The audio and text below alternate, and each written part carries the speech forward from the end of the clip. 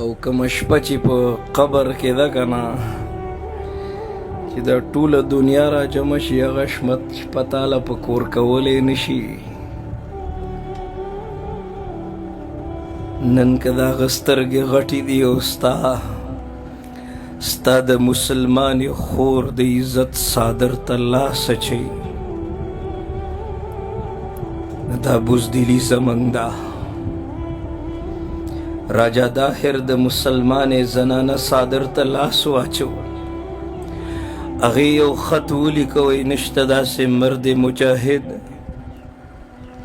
چې زما د عزت پوښتنه وکړي، زموږ په عزت باندې حملې کېږي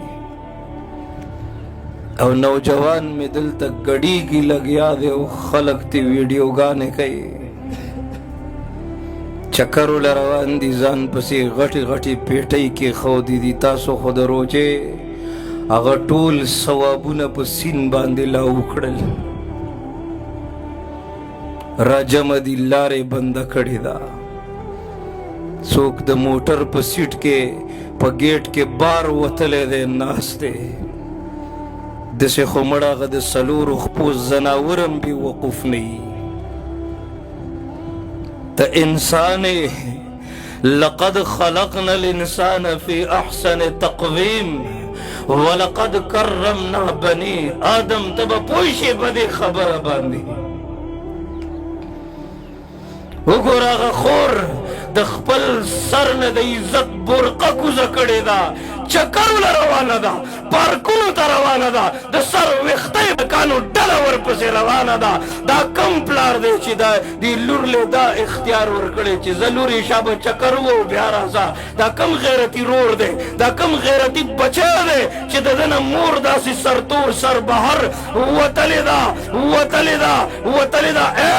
جب بھی اہل چمن کو ضرورت پڑی خون ہم نے دیا گردنیں پیش کی پھر بھی کہتے ہیں غم سے یہ اہل چمن یہ ہمارا چمن ہے تمہارا نہیں. که دا دین او اسلام تاسو ته خلکو پرېښودو تاسو خو به د دې نه کیلو نه جوړه کوي. دا ستاسو بازارونه دي، دا ستاسو د بې حیایۍ انتها ده. نو کم نوجوانان چې ګډېږي لګیا وي، چا تې ویډیو کړې وه، یو کس په هغه ویډیو باندې څه لیکل کړي وو، وایي د دې بې حسه قوم نه د غزه او د فلسطین هغه مظلومه خور دا امید لري چې دی به محمد بن قاسم جوړیږي او راځي به زما د حیا د صادر دفاع به کوي. د بې غیرتۍ په ماحول کې د غیرت متلاشي نه پیدا کېږي. دا مړه دي، د مړي نه د خیر امید ساتئ. د دوی په رګونو کې وینې نه دي، وینې اوبه وي پکې اوبه.